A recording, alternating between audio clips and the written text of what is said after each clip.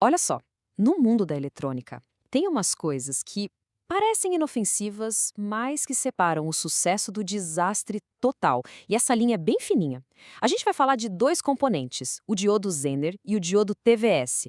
Eles parecem, assim, irmãos gêmeos, mas as funções deles são completamente opostas. E acredite, confundir um com o outro não é só um errinho, é uma receita de catástrofe. E aí é que tá o grande mistério, né? Como é que pode? Duas pecinhas quase idênticas e a escolha entre elas define se um circuito vai durar anos ou se vai virar fumaça num piscar de olhos. A resposta para isso está na especialização de cada um. É uma diferença, sim, fundamental entre ter estabilidade e ter uma falha catastrófica. Ok, então vamos mergulhar de cabeça nisso. A raiz de toda essa confusão, e é uma confusão perigosa, viu? Tá na semelhança entre eles. E não é só por fora, na aparência. O negócio é mais fundo.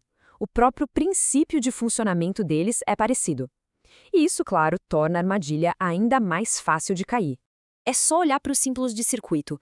A semelhança é absurda, né? E para piorar a confusão, os dois trabalham com um princípio chamado ruptura reversa. O que é isso? Basicamente, eles foram feitos para deixar a corrente passar no sentido contrário, mas só quando a tensão chega num nível específico. E é exatamente aí, nesse pequeno detalhe, que mora o perigo.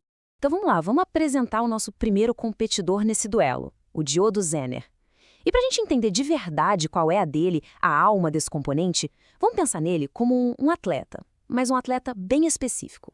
A missão do Zener é uma e apenas uma: regular a tensão de forma precisa e contínua. Ponto. Ele não é um herói de filme de ação, sabe? Ele não tá ali para emergências. Ele é o mestre da consistência, da rotina, do trabalho de longo prazo. É por isso que a gente chama ele de maratonista. A analogia é perfeita. Pensa só, ele foi feito para correr no seu limite, naquele estado de ruptura, sem parar, mantendo o ritmo exato, constante, para o circuito inteiro. A especialidade dele é isso, resistência, desempenho estável por muito, muito tempo. Agora, atenção, porque aqui está o pulo do gato.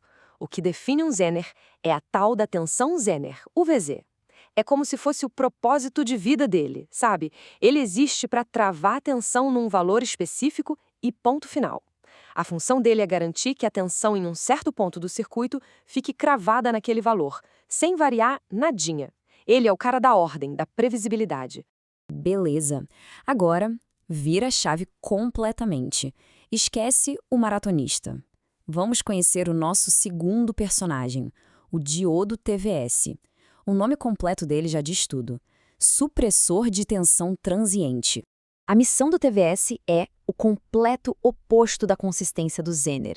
Ele não vive de rotina. Ele vive do caos.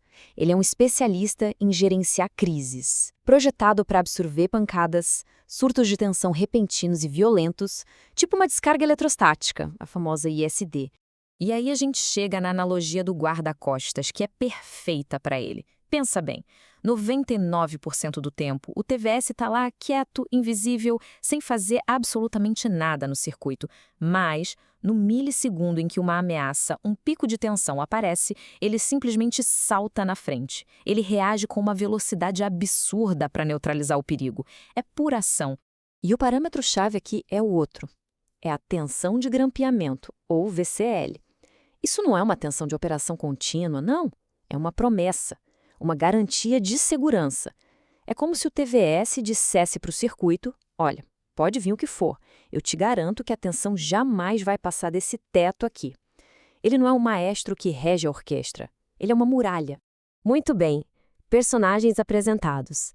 De um lado, o maratonista, todo focado em consistência. Do outro, o guarda-costas, especialista em crise. Agora chegou a hora do confronto direto. É aqui que a gente vai entender na prática por que um não pode fazer o trabalho do outro, porque essa troca é uma receita para o desastre. Primeiro round. Tempo de resposta. Velocidade. O Zener é rápido, tá? Não vamos tirar o mérito dele. A reação é na casa dos microsegundos. Mas o TVS? Bom, o TVS joga em outra liga. Ele opera em outra realidade. A gente está falando de picosegundos. Só para ter uma noção do que isso significa, é um abismo. É mais de 1000 vezes mais rápido. Para uma ameaça como a descarga eletrostática, a ESD, que é um raio que dura nanosegundos, a velocidade do Zener não serve para nada.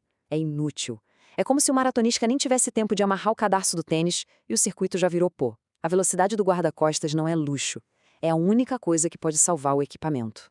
Segundo round, capacidade de aguentar a pancada. Força bruta mesmo. Um Zener, ele aguenta potências na casa dos watts. Já um TVS foi projetado, foi forjado para aguentar surtos de energia na casa dos kilowatts. A analogia aqui é meio brutal, mas ela é perfeita. É a diferença entre um estalinho de festa junina e uma unidade de descarte de bombas. E agora, o round final. O mais importante e o mais perigoso de todos. O jeito como cada um deles falha quando o negócio aperta. E aqui, a diferença é fatal. Um Zener, quando ele é sobrecarregado, ele entra em curto.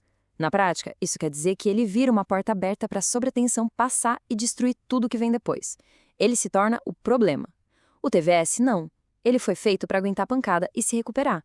Colocar um Zener para proteger um circuito é como pedir para o maratonista se jogar na frente de um trem.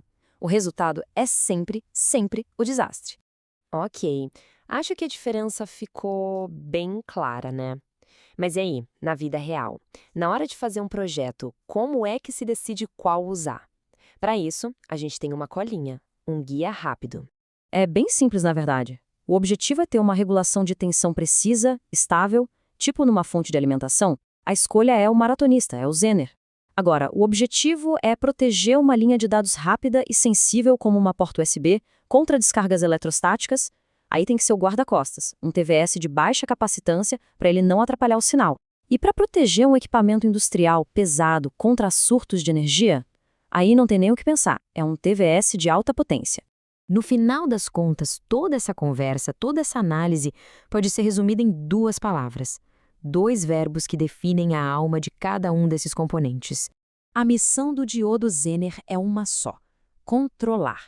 Ele é o cara da ordem, da estabilidade, da precisão. Manter a tensão numa linha reta, constante, perfeita. Isso é controlar.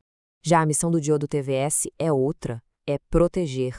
Ele é o guardião, a primeira linha de defesa contra o caos. Ele existe para absorver os surtos violentos e manter todo o resto seguro. Controlar versus proteger. 2 missões totalmente diferentes. E errar nessa escolha custa muito caro. Isso tudo leva a gente a uma reflexão final, né? A história do Zener e do TVS é um lembrete de que, em engenharia, o diabo mora nos detalhes. Se 2 pecinhas tão parecidas podem ser a diferença entre o sucesso e o fracasso total, fica a pergunta no ar. Que outros detalhes, assim, quase invisíveis, também são essa linha fininha que separa um projeto genial de uma falha retumbante?